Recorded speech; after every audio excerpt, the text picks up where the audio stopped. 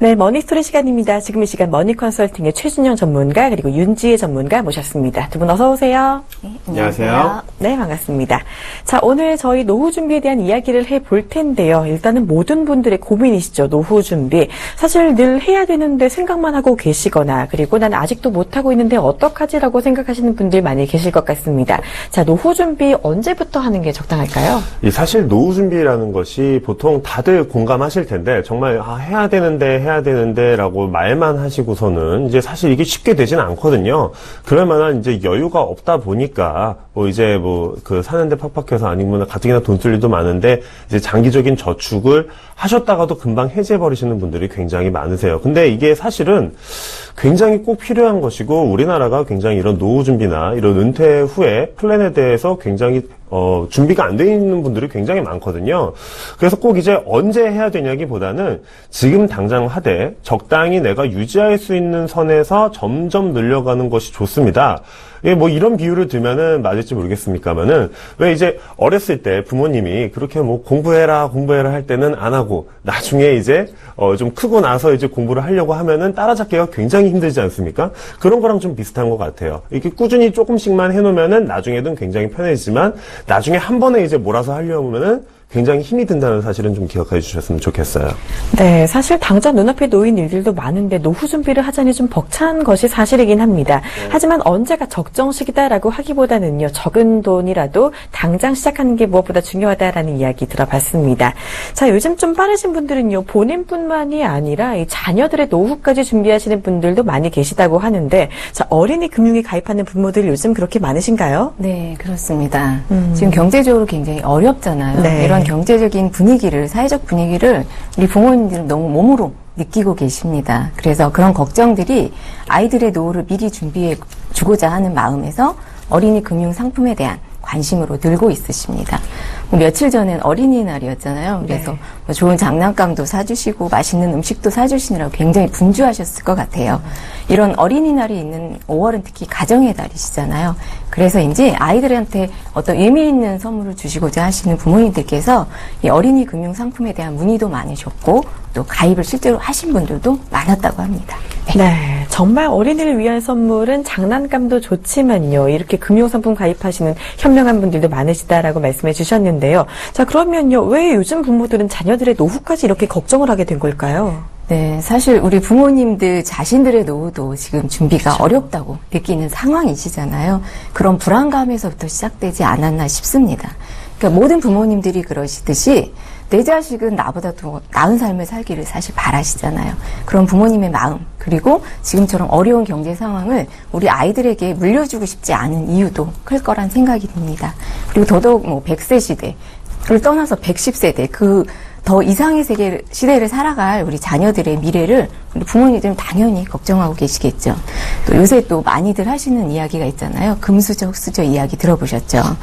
예전에는 열심히 일하고 돈 모으면 집도 사고 이룰 수 있는 것들이 많았지만 지금은 아무리 노력해도 이룰 수 있는 것들이 점점 줄어들고 있는 시대라는 것을 부모님들이 깊게 느끼시고 있으신 것 같아요. 그래서 자녀들에게 금수저를 물고 태어나게 할 수는 없지만 조금 더 빨리 아이들의 노후를 준비해주고 싶은 부모들의 마음, 그런 것들이 아직도 먼 아이들의 노후까지 걱정하게 되는 이유인 것 같습니다. 네, 그렇습니다. 평범하게 잘 살기가 무엇보다 어려운 사회인 만큼 일단은 미리미리 대비하는 게 좋겠다라고 생각하시는 부모님들이 많이 계신 것 같은데요. 자, 그러면요. 어린이 전용 금융상품 사실 딱 듣기에는 좀 생소하기도 한데 어떤 종류가 있는지 궁금합니다. 많이 있나요? 사실은 이 어린이 전용이라는 게 예전에는 이제 교육보험의 형태로서 이제 자녀들이 유치원을 간다든지 아니면은 초등학교를 간다든지 중학교, 고등학교, 대학교 이럴 그 자녀들이 그 학교에 갈 때마다 이제 그 안에 중도환급금이나 이런 것들을 중도인출 같은 기능을 통해서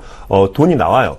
이제 입학자금이라든가 입학축하금이라든가 이렇게 나오는 형태가 있고, 그게 아니면 성인처럼 정말 이제 연금보험 형식으로 가져가는 것이 있는데, 이런 경우에는 이제 부모님이 가입자를 하고 자녀들은 이제 종피보험자 형태로 밑에 넣게 돼서 이제 나중에 그 부모님이 갖고 있던 돈을 이제 물려받는 형식으로 이제 이렇게 사용되는 방법이 또 있죠.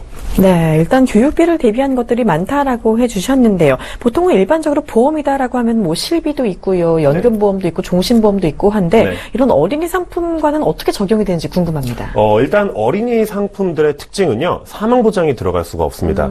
이게 왜냐면은 이 어린이들, 특히 15세 이하는 법적으로 이제 그 방어할 수 있는 그런 능력이 없기 때문에 이런 만약에 어른들이 아기로서 이제 아이를 해칠 수가 있어요. 그렇기 때문에 사망보장이 법적으로 들어갈 수가 없고, 그 이후로 이제 어린이들은 종피보험자나 이런 쪽으로 들어가거나 아니면 교육보험, 이런 연금보험의 형태로서 가입이 될 때도 사망보장 없이 들어가게 되는데요. 이 어린이들 연금 같은 경우에는 사망보장이 그래서 부모님, 계약자로 들어가는 형태가 많죠. 이제 계약자가 사망보장을 갖고 있고 여기에 대해서 저축이 되는데, 종피보험자를 밑에 자녀로 넣음으로써 나중에 이제 부모님이 통장을 갖고 있으시다가 뭐 자녀가 독립을 한다거나 아니면 결혼을 한다거나 했을 때 그 통장의 수익자를 변경함으로써 이제 자녀에게 뭐 증여를 하는 형식으로 많이 사용하고 있죠. 네. 어린이 보험에는 사망 보장이 들어가 있지 않다라는 새로운 사실을 배웠습니다. 일단은 근데요, 너무 어릴 때부터 내면 좀 너무 오래 내야 되지 않나 싶은 걱정도 되는데요. 네. 납입은 보통 언제까지고 만기는 언제까지인가요? 납입은 보통 기존 일반 보험들하고 같은데요. 이제 보통 10년 납으로 설정을 하시는 경우도 많고요. 아니면 자녀가 커감에 맞춰서 뭐 20년 납까지 하시는 경우도 있는데, 만기도 상품에 따라 다양하긴 한데, 일반 연금보험처럼 이제 만기가 이제 정해져 있지 않는 상품이 있다거나 80세 만기로 되어 있는 상품이 있다거나 하는 반면에, 뭐 만기가 교육보험 같은 경우에는 언제까지 돈이 환급이 되는 게 정해져 있는 상품들도 있습니다.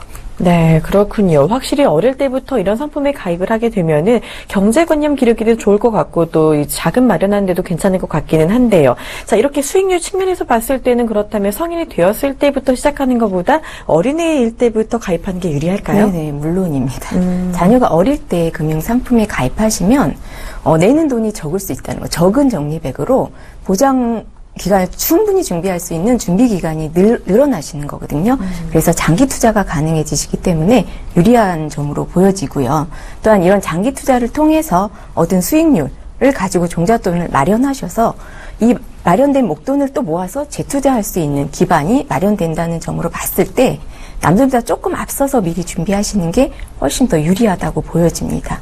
그리고 또 아이 앞으로 된 금융상품이 가입되어 있다는 것 자체만으로도 아이에게 경제관념을 심어주는데 큰 도움이 될 거라 생각이 듭니다. 네, 웬만한 모든 보험은 빨리 가입하는 게 좋다라는 점 여기서도 판명이 됐습니다. 자, 어린이 보험 같은 경우는요, 이 보험료가 또 궁금해지는데 어린이 보험료는 보통 얼마 정도가 되나요? 보험료 같은 경우에는요, 기본적으로 어떻게 설정하시냐에 따라요. 이 기존의 저축상품, 연금상품처럼 10만 원을 설정한다던가 아니면 20만 원 이렇게 설정하시면 좋은데, 주의하셔야 될 것은 이런 보험료를 설정하실 때 이거는 뭐 저축성 보험이니만큼 너무 높게 설정을 하시면은 다른 그런 목적을 또 해칠 수 있고, 예를 들어서 다른 데 저축할 때도 많은데 너무 장기 계약으로 묶어놓으면은 이게 또 나중에 유지하기가 곤란할 수가 있으니까요. 이 자녀보험은 아까 윤재 전문가님 말씀하셨다시피 투자의 기간이 굉장히 깁니다. 많은 시간, 긴 시간을 이제 복리의 효과를 받을 수가 있기 때문에 굳이 큰 금액을 처음부터 납부하기보다는 적은 금액을 끝까지 납입시켜서 완납을 하는 게 중요하다고 생각을 합니다. 네, 그러니까 어린이 금융상품은 이 보험료를 너무 높게 설정하지 않는 게 좋다라는 이야기 주셨는데요. 자, 그렇다면 나중에 다른 목적으로 변경도 가능한지가 궁금한데요. 그렇죠. 이제 기본적으로 자녀가 이제 돈을 이제 소득이 있어서 그거를 납입한 게 아니기 때문에 일단 원천적으로 계약자하고 수익자는 다 부모님이 갖고 계십니다. 그래서 이거를 뭐 다른 목적 자금하고 충돌할 것 없이 어차피 이제 부모님들이 나중에 자녀가 성장하면은 결혼을 하면은 뭐 이제 집이나 또 전셋집이나 아니면 결혼 자금이라도 어느 정도 이제 해주실 의향이 있으실 거 아닙니까? 그렇다면은 이 통장을 계속 갖고 이제 저축을 하시다가 뭐 자녀 줄 거지만 뭐 급하게 돈이 필요할 땐 잠깐 꺼내도 쓰고 뭐 이거 이렇게 좀 꺼내도 쓰고 그러다가 조금 남고 아니면은 뭐 다시 채워넣거나 해서 나중에 자녀가 결혼할 때 혹은 부모님이 원하실 때 증여를 할 수 있다는 장점이 있겠죠. 네, 그렇습니다. 또 어린이 금융상품 같은 경우 보장성 보험 같은 경우는요, 좀 다칠 때를 대비해서라고 그렇죠. 하면 이해가 되는데요. 네. 이 어린이 연금보험을 가입하는 경우도 그렇게 많은가요? 그렇죠. 이제 아까 말씀하셨다시피 어린이 연금보험 같은 게 현재 지금 단돈 10만 원만 준비하더라도 나중에 이게 이 자녀가 은퇴 시기 굉장히 먼 이야기지만 뭐 한 50년 이후가 되지 않겠습니까? 그렇게 지나간다면은 이 한 10만 원씩 넣었던 게 정말 복리의 효과를 받아서 나중에는 상상도 못하게 좀 커지는 금액이 되거든요. 그렇기 때문에 미리 조금 그냥 한 10만 원 한 달에 치킨 5번만 안 사 먹어도 되는 돈이니까 그 정도로 이제 자녀한테 이제 투자를 하신다고 생각하고 하시는 것도 괜찮은 방법인 것 같습니다. 네, 너무 먼 이야기라고 생각하실 수 있지만 그래도 자녀의 노후 준비, 미리미리 준비하는 게 조금 더 좋겠다라는 이야기 다시 한번 들어봤고요. 자, 자녀의 노후를 위해서는 좀 교육이 조금 더 중요할 것 같기도 한데요. 이 경제관념을 키워주기 위한 교육은 어떤 방법이 있을까요? 사실 저희가 어렸을 때는 경제 교육에 대한 정보를 접하기 좀 어려웠습니다. 네. 기껏해야 심부름하고 잔돈을 저금통에 저금하는 그렇죠. 정도의 이런 방식으로 저금의 개념을 익혔던 게 다였던 것 같은데요.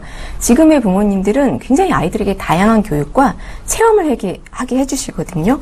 그래서 경제 교육 또한 체험하고 경험할 수 있는 거리들이 많은 현장들이 있습니다. 이런 체험할 수 있는 교육 프로그램을 활용하시는 방법도 있고요. 우리가 실생활에서 가정에서 아이들에게 돈을 모으고 아끼고 제대로 쓰는 법을 습관화해 주는 것도 굉장히 중요합니다. 예를 들면 아이에게 적당한 대가, 가사일을 돕는다든지 어떤 목표를 이루게 해서 용돈을 받게 하고 그 용돈으로 은행에 저축하고 모아가는 과정을 직접 느껴볼 수 있게끔 하는 교육도 가정에서 하실 수 있는 교육이라고 볼 수 있겠죠. 그리고 어릴 때 자기 이름의 통장으로 자기 이름의 통장을 가졌던 아이가 성장하면 훨씬 더 성장했을 때 현명하게 경제활동을 한다는 연구 결과가 있습니다. 그리고 잘 아시다시피 유대인들은 아주 어려서부터 경제교육을 또 시작하잖아요. 그런 점을 봤을 때 아이를 위해 노후를 준비해 주는 것도 중요하지만 이런 교육도 함께 가는 것이 더 지혜로운 것 같습니다. 네, 사실 저 어릴 때까지만 해도 그냥 저축을 하자, 아껴 쓰자 정도의 교육이 전부였던 것 같은데 요즘은 또 다양한 교육이 많아지고 있는 모양입니다. 자, 어릴 때부터 이렇게 경제관념이 바로 잡히면 성인이 되어서도 훨씬 더 현명한 삶을 누릴 수 있을 것 같은데요. 자, 그러면 마지막으로 자녀를 위한 펀드나 보험 가입을 고민 중인 분들께 조언 부탁드릴게요. 먼저 최신현 전문가님. 네, 일단 자녀를 위해서 보험 가입이나 이제 예를 들어서 연금보험이나 저축 목적으로 펀드를 가입하시는 분들한테 좀 드리고 싶은 말씀이 너무 자녀 앞으로 많은 금액을 계약하시는 거를 조금 지양하셨으면 좋겠어요. 예, 그러니까 예를 들어서 이제 그 태아보험이라든가 어린이 보험이라든가 아니면 생명보험이라든가 이런 거를 같이 좀 무리하게 가져가는 경우가 많은데 이런 것보다는 자녀한테 그냥 적어도 10만 원 안쪽으로 어느 정도 적정한 선에서 보장성 보험은 그 정도로 가입을 마치고요. 그리고 나중에 나머지를 이제 저축을 하고 싶다 한다면은 일반적으로 펀드 같은 상품 경우에는 장기 투자의 경우에는 이게 수익률 관리가 안 되거든요. 예를 들어 펀드 같은 거는 어린이 펀드를 만약에 들어간다고 하면은 이게 한 30년, 40년은 계속 유지돼야 할 텐데 그 중에 분명히 펀드가 급락하는 시기가 있을 수밖에 없습니다. 근데 여기다가 이거를 펀드를 30년을 이렇게 계속 붓다 보면은 그게 비록 단돈 5만 원이 될지언정 관리가 안 된다면은 나중에 자녀한테 줄 수 있는 돈이 그만큼 많이 줄어들게 되니까요. 이런 장기 투자 시에는 자녀를 위한 장기 투자 시에는 펀드 가입보다는 일반적인 공시율의 형태로 저축이 되는 연금보험이나 이런 쪽의 형태로 가입하는 거를 좀 추천드리고요. 보장성 보험은 너무 많이 가져가지 마시고 적당한 선에서 자녀가 유지할 수 있는 만큼만 가입을 하시는 걸 좀 추천드립니다. 네, 너무 욕심내서 많이 들지 말고 보장성 보험은 한 10만 원 정도 수준으로 가입하는 게 좋겠다라고 해주셨고요. 웬만하면 저축성 보험으로 가입하는 게 좋겠다라는 이야기 들어봤습니다. 자, 이어서 윤지 전문가님도 어린이 상품 가입 시 조언 한마디 주신다면요? 네, 굳이 이제 어린이 펀드를 가입하신다고 하시면 펀드는 투자 상품이시라는 거를 꼭 아셔야 될 것 같습니다. 이 원금 손실이라는 리스크를 꼭 안고 가기 때문에 아까 말씀하셨다시피 지속적인 관리가 필요하다는 거 말씀드리고 싶고요. 그다음에 투자 기간을 어느 정도로 잡으실지 이 부분도 고려하셔야 되고 이런 자금들이 어디에 쓰여질지에 대한 부분도 잘 따져서 우리 아이에게 맞는 적절한 상품에 가입하시는 게 좋을 거라 생각이 들고요. 이렇게 노후나 미래에 대한 준비 자금을 하시는 건 너무 중요하시지만 반드시 혹시 모를 위험에 대비하는 것도 굉장히 중요하십니다. 그래서 보장 자산도 함께 준비하시는 게 좋고요. 어렵게 모은 돈이 위험이나 질병에 걸리심으로 인해서 다 써버리게 되신다면 건강도 잃고 돈도 잃게 되시는 거기 때문에 보장 자산과 투자 자산을 함께 같이 가주시는 게 좋을 것 같습니다. 네, 펀드보다는 일단 저축성 보험이 조금 더 좋다라고 해주셨고요. 보장 자산과 투자 자산을 골고루 준비하는 게 좋겠다라는 이야기 들어봤습니다. 자, 저희가 오늘 나눈 내용 화면으로 먼저 정리해 드릴게요.